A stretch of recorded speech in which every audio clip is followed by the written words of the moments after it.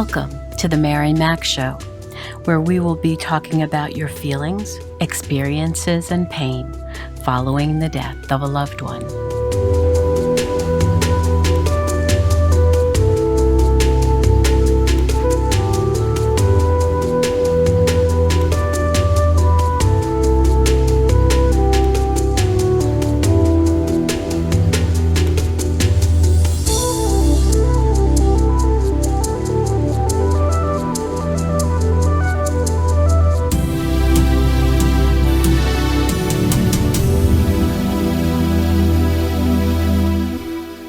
Good morning, good afternoon, good evening. Wherever you find yourself in this entire world, I welcome you. How are you doing, my friend? My warrior. I hope you're having a good week. Last week we spoke about the gift of love and how that affects us after we've experienced the death of a loved one. We desperately miss the person who has died and the love that they gave us, and we long for that love. And we sadly know we will never share that again with them. How we long for them and how we long for that love. And the ache in our hearts is so difficult to bear. I wanted to continue my series on the gifts, but a good many people who listen in to my podcast have asked for additional help on what to do when you can't say goodbye. I spoke about this a great deal in my COVID-19 series a couple of months ago when so many people were dying and we were all in quarantine. There are many people who are still dealing with the sorrow of not having been able to say goodbye to the person they loved, and so I share my thoughts on that in this episode to help you move forward. In addition to COVID, there are many ways that people die when we're not able to share their last moments with them, and thus couldn't say our goodbyes in person. People who are swept up in flash floods drive through underpasses in darkness, where they couldn't see that the road was flooded and subsequently drowned. Those who died in avalanches and their bodies were never found. Tsunamis that came out of nowhere and swept over large areas of land to pull countless people into the sea, never to return to their homes and loved ones. Hurricanes and cyclones which devastated areas, tore down trees and homes and the people in or near them. Gas explosions which leveled homes while people slept with no warning at all. Plane crashes, car crashes that took our loved ones unexpectedly. Tornadoes that sprung up suddenly, whipping and circling and leaving splinters of wood that once were homes and businesses, sometimes taking people and property, flying through the air to land in a completely different area from their original land. Flash fires in a community which grow into mountainous fires, which firefighters spend weeks trying to put out. But when they grow so suddenly, towns are leveled with the people who are trapped and couldn't get out. And then, of course, there are the sudden deaths by stroke and heart attack and other illnesses. But the most compelling for me are the servicemen and women of the military who have given the ultimate sacrifice so that our countries would remain free. Men and women who worked tirelessly to learn how to protect themselves from the enemy and also to kill the enemy when it was appropriate in wars both near and far. Not only did they themselves perish, but all their family and friends waited patiently for them to return home alive, but they never did. Some will be flown home in a flag-draped casket or buried in cemeteries overseas, and some will be left on the battlefield, never to return home. They may have been blown up and there is no body to bury. They may have been lost at sea when their submarine was torpedoed. They may have been lost in the war and their fellow servicemen simply could not find them, perhaps after they were badly injured and couldn't reach out to raise their voice high enough to alert others to their location. Their plane or helicopter was bombed or shot down from the sky, and when the aircraft hit the earth, it exploded and burned. There are so many ways that our military can be killed, and we have nothing to bury.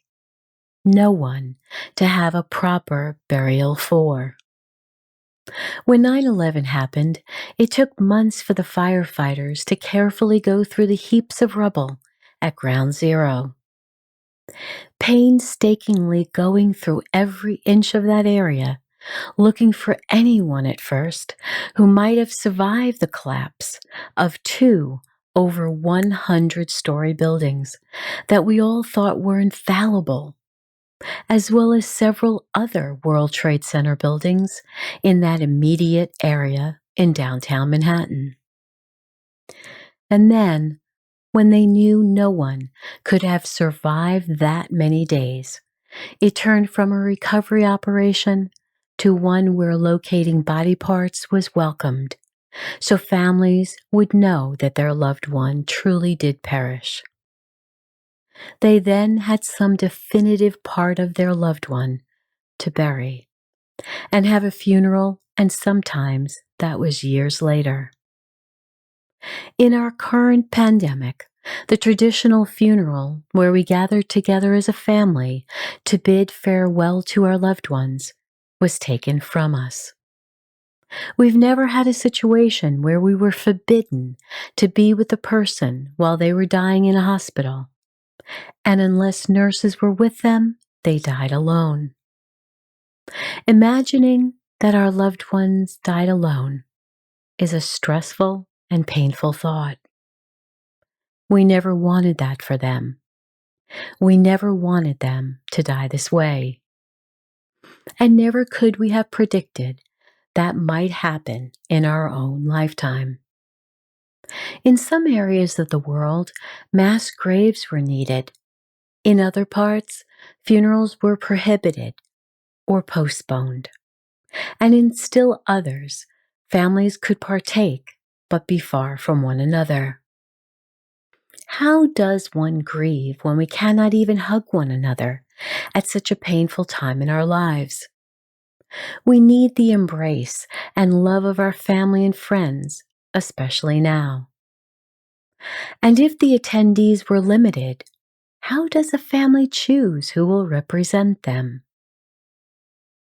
One of the most difficult situations still, at least here in the United States, is we are not allowed to attend church or synagogue and congregate, thus prohibiting funerals which include all our family and friends.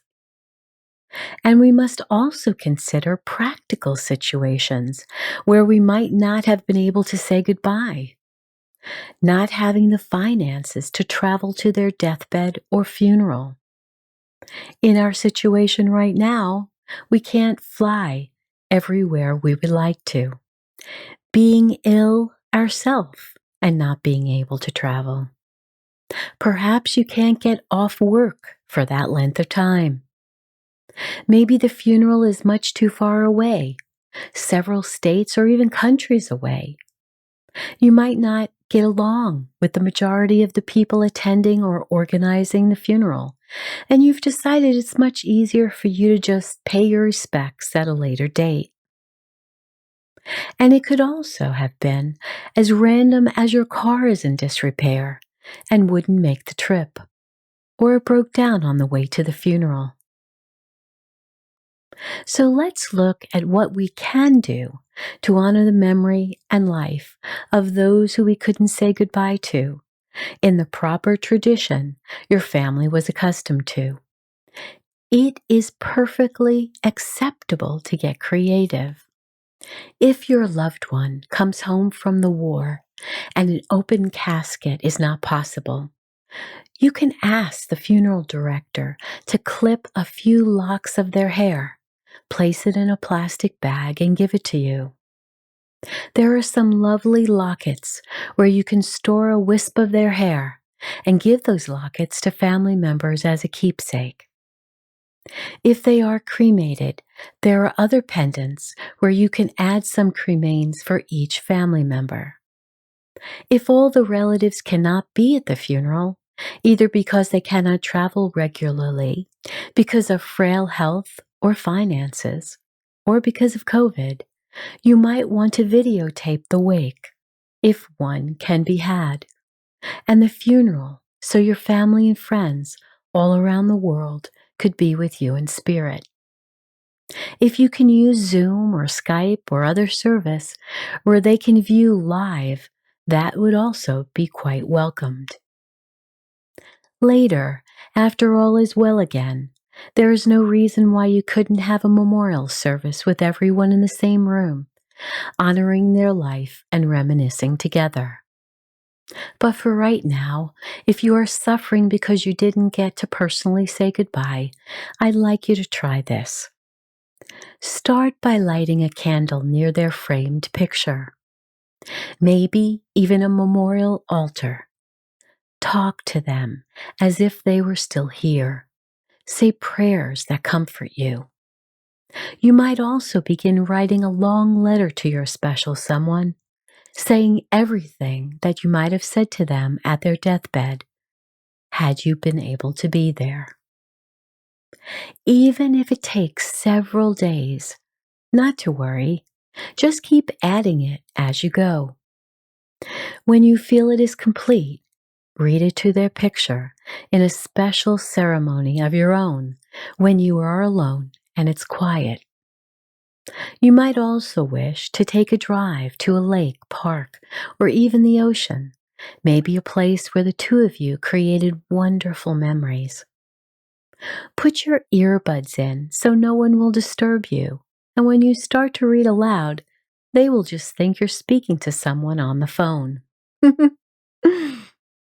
This is a private conversation, after all. Imagine the person sitting across from you in this beautiful area of nature. Say everything that needs saying, the good, bad, and the ugly. How much you miss them, how you wished you were there with them when they died, how much it hurt you knowing they died so far away while in the military, and you didn't even hear about their death until a few days, weeks, or even months later. Take all the time you need. So however they died, where you didn't get a chance to say goodbye, we can create that event emotionally and spiritually for ourselves.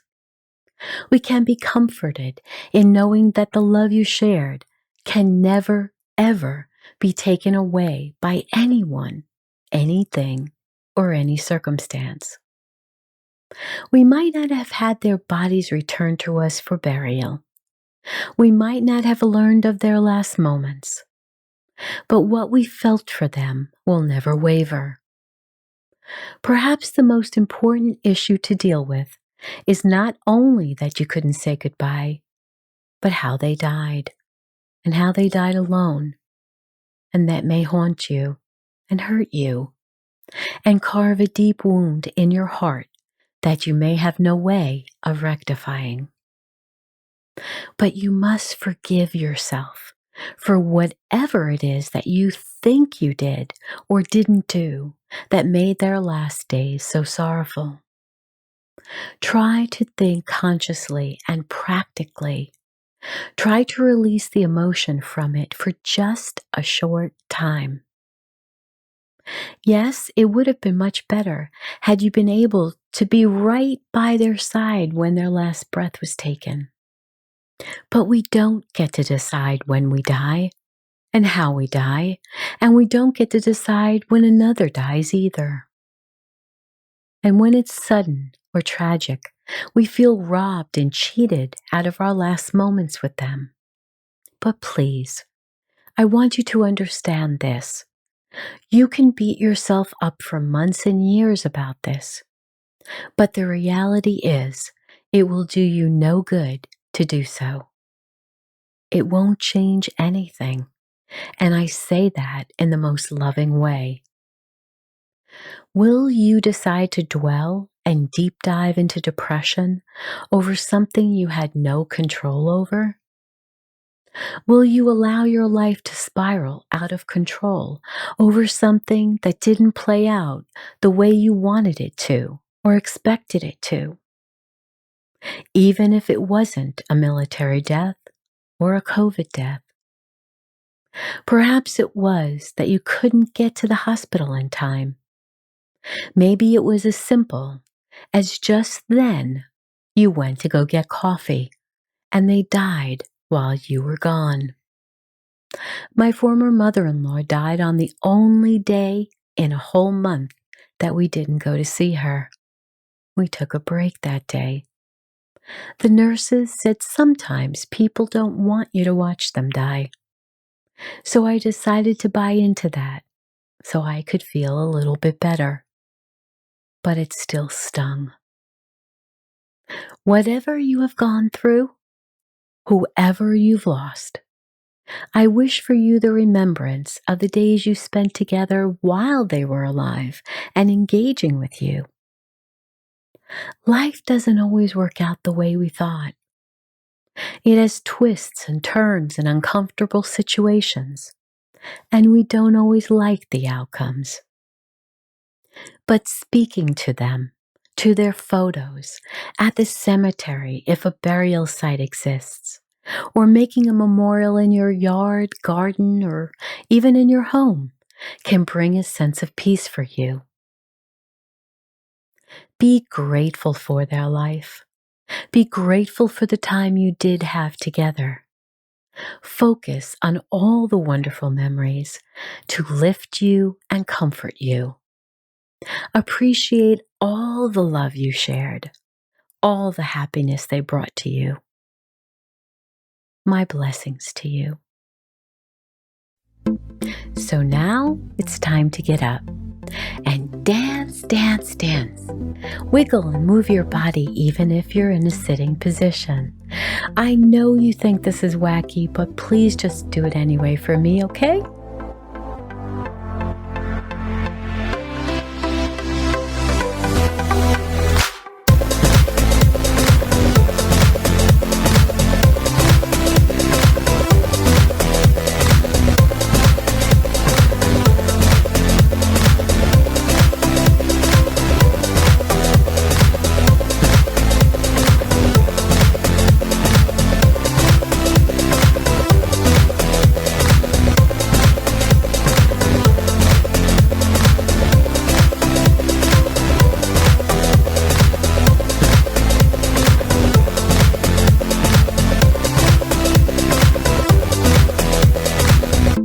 Thank you so much for listening in today. Remember to write 5 things in your journal each night that you are grateful for. Visit my website, marymac.info, for your free book. Please subscribe, rate, and review my podcast wherever you listen to me, and share it with those who would benefit from it. And if you would kindly support my podcast, you'll find a link for that on my site also.